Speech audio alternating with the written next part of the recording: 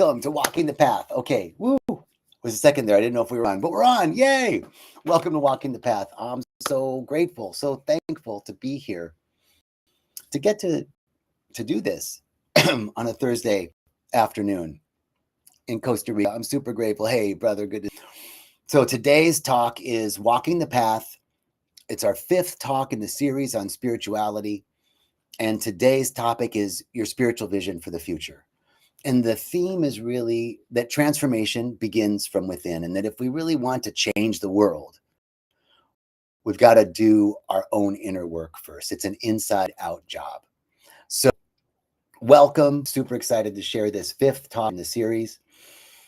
Before I go through a review and recap of the previous 4 talks, I just want to take a moment and say that this talk is under the auspices of Rythmia. Rythmia Life Advancement Center in Guanacaste, Costa Rica has been my home for the last 7+ years.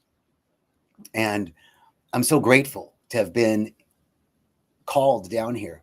It was not on my radar, but being here has been one of the most transformational experiences of my life. And I get to see thousands and thousands. I have gotten to see thousands and thousands and thousands, literally tens of thousands of people move through the process at Rythmia in a powerful way. And what I've seen is that the program just keeps getting better, more refined. We're not adding stuff. It's taking stuff away and making it even simpler and clearer. So if you're changing your spiritual vision, take a look at Rythmia. It changes everything. And if you have any questions, you can direct message me or call the 800 number, get in touch with somebody. We'd love to have you here. Now, back to Walking the Path, spirituality, number 5, your spiritual vision for the future. So just to recap, we've had 4 talks. This is the 5th talk. And the 4 talks in the series so far, the first talk was on understanding spirituality. And it's our spiritual foundation, the structure that holds and supports our entire life. Spirituality is the life structure, the foundational life structure that supports all the other life structures. The second talk was on tools for spiritual alignment. And we deepen that connection. We deepen our spiritual foundation through meditation, breath work, mantras, and staying consistent rather than intense, but consistent practice.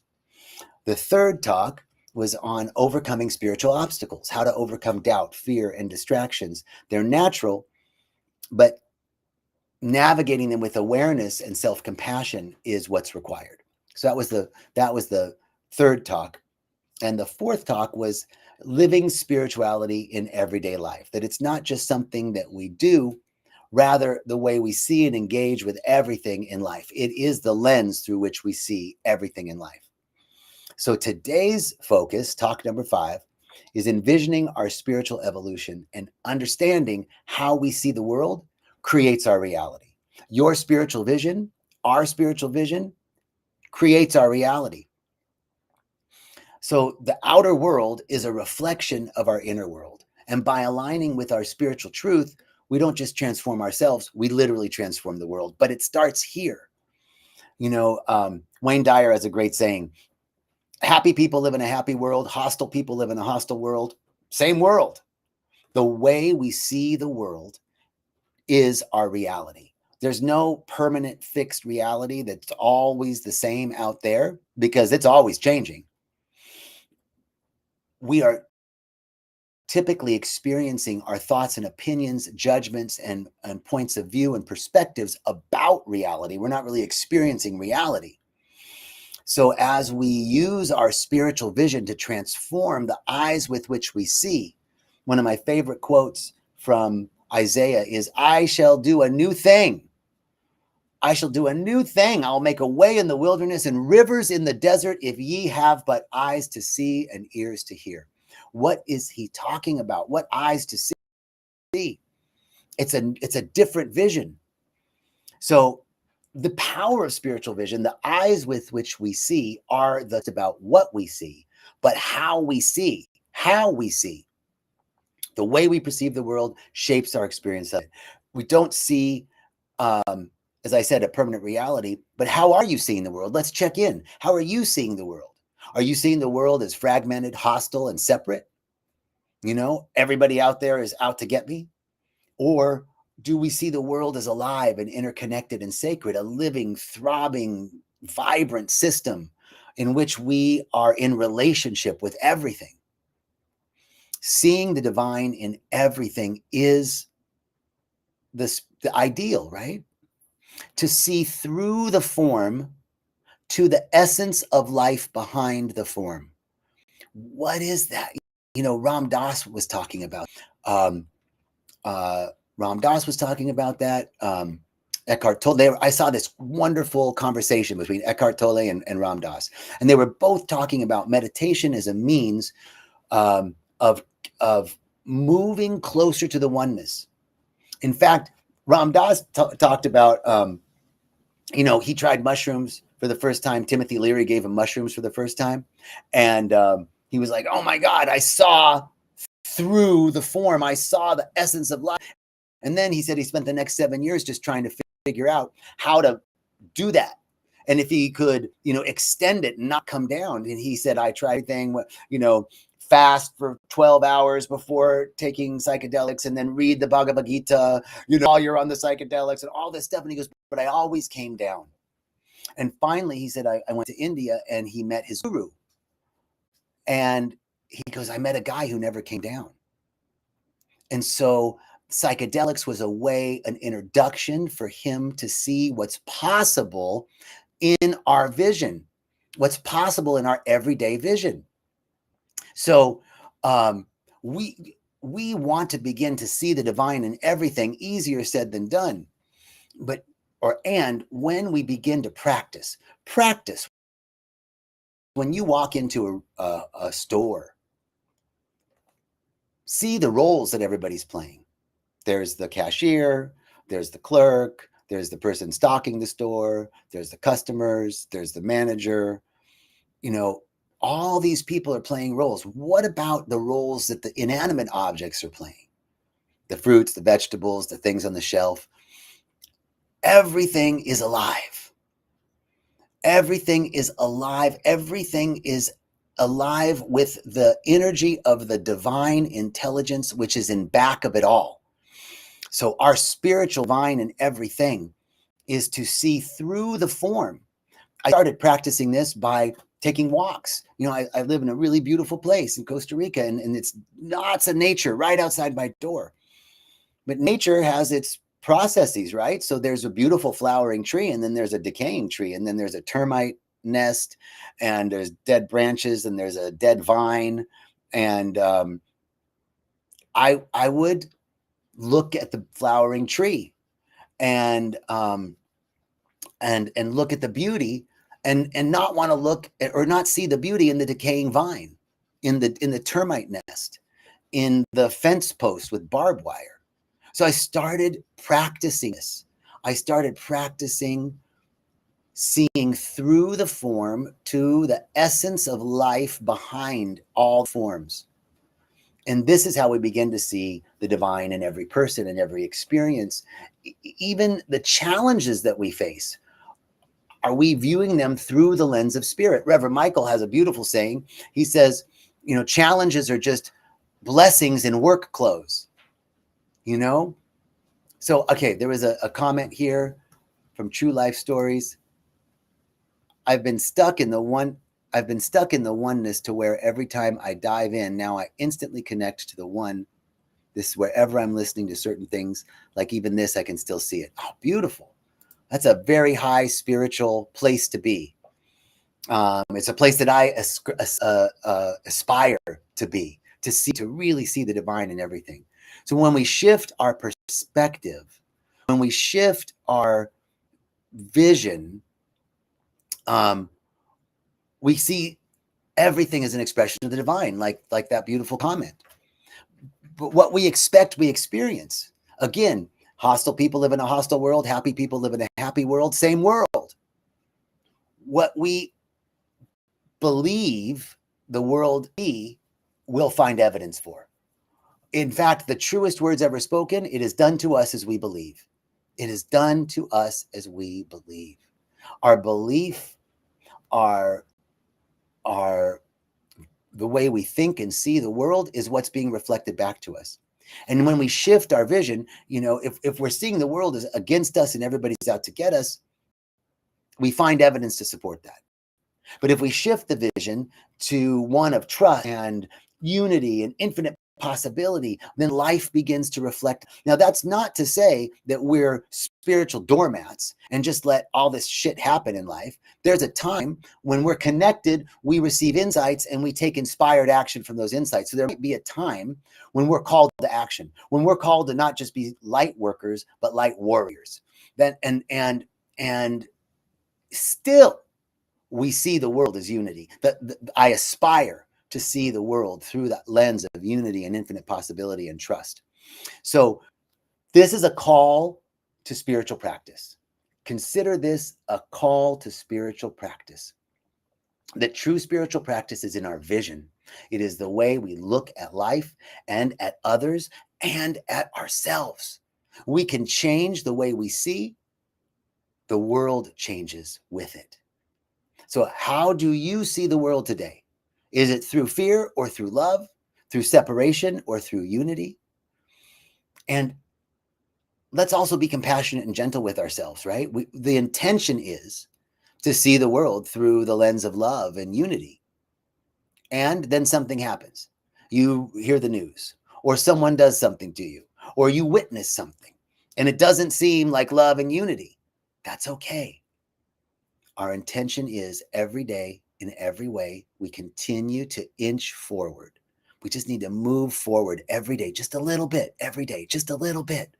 Keep improving, keep moving forward, just a little bit. Don't beat yourself up. If you get down, if you fall down, pick yourself back up, keep moving forward. This is consistency over intensity. So the next thing I want to talk about is envisioning your spiritual evolution, right? In just this way, like if we just keep inching forward, who do you want to become this year? We're still in the New Year's energy, and we're coming up to the first new moon. We had the first full moon. Now we're going to the first new moon of the year. Who do you want to be? Who do you want to become spiritually this year? Reflect on your spiritual vision for the year ahead. Take a look.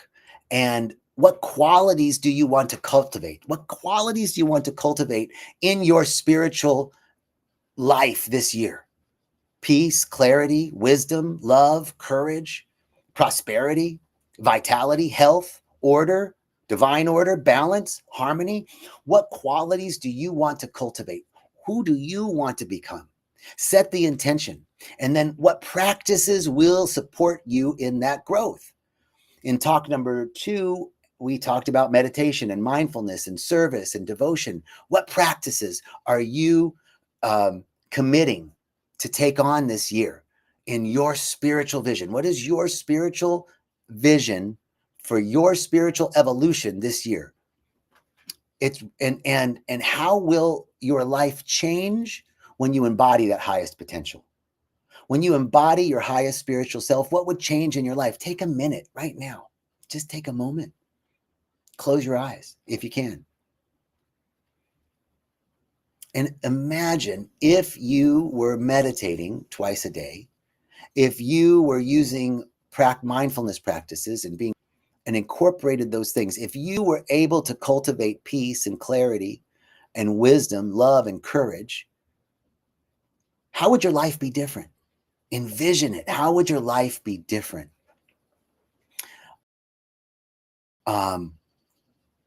And then we need to compare ourselves to. We don't need to compare ourselves to anyone else because there's nobody like me and there's nobody like you. There never has been, there isn't one now, and there never will be, ever. So there's no one to compare ourselves to. And the comparison is the highest spiritual self. What is our vision of our highest spiritual self just this year? Not for all eternity, this year. Who do you want to become spiritually this year? How would your life change if you embodied over the next 11 months, little by little, inch by inch, breath by breath, meditation by meditation, mindful practice by mindful practice, active service by active service? how would your life change? How would it be different? Who would you be? The principle is inside out, right? If we want to see more peace in the world, we must be more peaceful. If we want to inspire others, we must live in alignment with our highest truth. If we want to heal the collective, we got to heal ourselves first. If we want to see love in the world, we got to love ourselves inside out, as within, so without. This reinforces the idea of our spiritual vision. The eyes with which we see are the eyes that create our reality.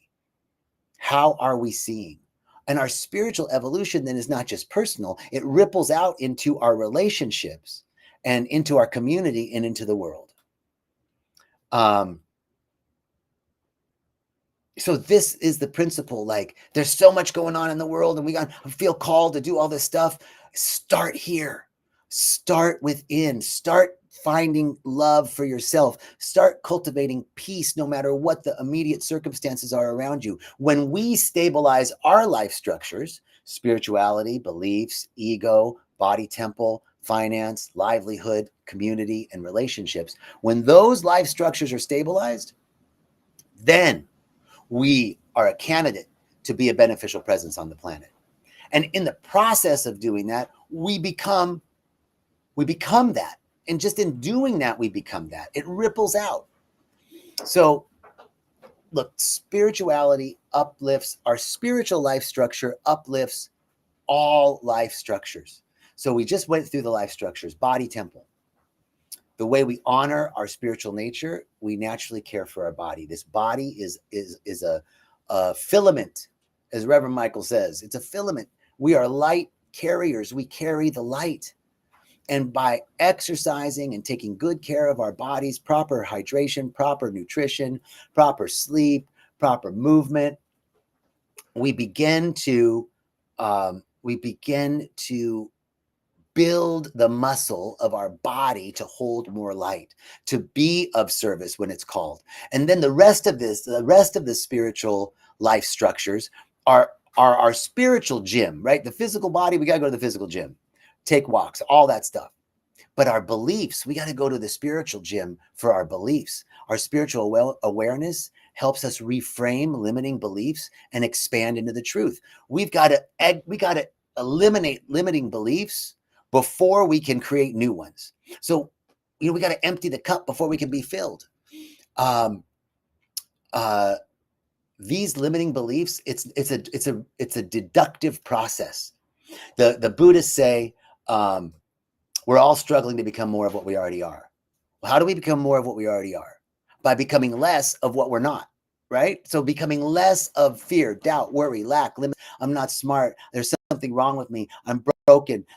Life never treats me fair. Everything happens to me. The world is against me. All of these limiting beliefs. Money is for other people, not for me. Prosperity never happens to me. I just get what I need. That's okay. All that stuff. We've purged that out so that we can create new narratives, new stories, new beliefs that are affirmative and supportive of our spiritual vision.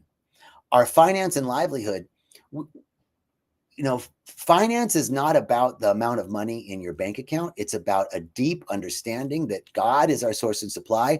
And I'm not talking about a man in the sky or Santa Claus. I'm talking about the presence of life that is in, through, and as everything, that which has never been created and has never been destroyed, that there's all of it is already existing, everywhere present. That is the life force that's already here. Then therefore our financial life structure takes part in that life force. That's our source and supply. And our livelihood becomes an expression of our gifts and talents and how we're contributing to the world. So when we align and trust in the divine order and act in alignment, prosperity flows. Unexpected offers flow to us. The relationship life structure, our primary relationship is with ourselves. So inside out, we must work first on the relationship with ourselves. Wow, something happened on Instagram. There's all sorts of fireworks going off. So our primary relationship with ourselves, and and spirituality allows us to love, forgive, and connect on a soul level with ourselves first and then with another. And that's the outward movement to community, the final life structure. Reverend Michael says our community boosts our immunity, and our personal transformation supports and uplifts those around us, and our community supports and uplifts us while we're going through transformation. You know, I'm a big fan of community. I've created some communities for myself that support me in meditation, in doing my spiritual work. And there are so many times when, man, I haven't wanted to sit for meditation, but I know I have this WhatsApp chat group that I have to report, not have to, I want to report, to check in and say, hey, I did my meditation. And that alone helps keep me consistent. So community boosts our immunity. So we really want to reframe spirituality as a way of life, not as a separate practice, that we're folding it in into every decision, every conversation, every action can be infused with spiritual awareness. When we don't do that, it's okay. The intention is more and more, inch by inch, little by little, every day. What is your spiritual vision? How would your life change if you lived with spiritual vision in every life structure? So the inner work that we do is the foundation for outer change. Creating change in the world is an inside out job. You can't just give. You have to create love, peace, justice first and embody them. Gandhi said it famously, be the change you want to see in the world. The world needs to be awakened, heart-centered, and it needs awakened, heart-centered individuals who lead by example. That's us, that's you, that's me right now. And every time we use our energy, our presence, our choices, realize that it's affecting everything around us. It's a ripple effect, that the more spiritually aligned we are, the more others are inspired to do the same. The more we are in alignment with the flow of prosperity and love and peace, and things are coming to us with ease and grace in a magical way. You know, it just takes one person in a community. One person living from truth can transform a family, can transform a community, even a movement. Nelson Mandela, Mother Teresa, Gandhi, Martin Luther King Jr. We don't have to be Gandhi or Martin Luther King Jr. or Nelson Mandela or Mother Teresa. We just have to be ourselves. And as we do that, we change the world around us. So commit to doing the inner work. What's your spiritual vision for your spiritual life? What's your vision for your spiritual life this year? Commit so you can truly be a force for good in the world, a beneficial presence. So just to recap, spirituality is our foundation and influences every area of our life. The alignment tools that keep us connected, and obstacles are stepping stones for growth. And the way we see the world changes our reality, shapes our reality, that true spiritual living is about perception, not just practice, and that our inner work is the key to changing our outer world, that it's an inside out job.